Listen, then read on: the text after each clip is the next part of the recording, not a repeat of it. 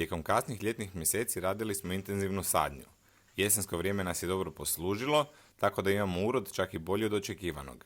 Iako je ovaj tjedan u tijeku isporuka 24. košarice, zadnje koju smo planirali, na Grunteku ima još dosta povrća koje raste.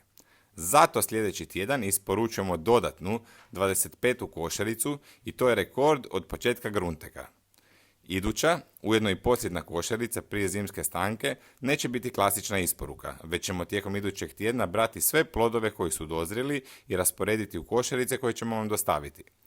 Budući da naše povrće nije tretirano preparatima koji bi ubrzali ili tempirali rast i dozrijevanje, nekog povrća imamo više, a nekog manje.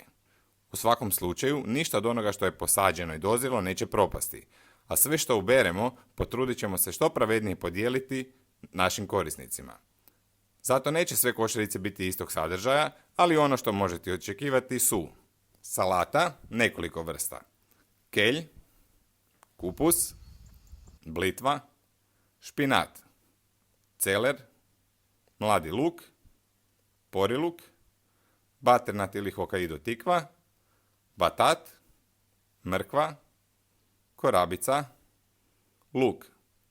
Možda se tu i tamo zalomi još koja tikvica ili kineski kupus koji smo posadili za probu.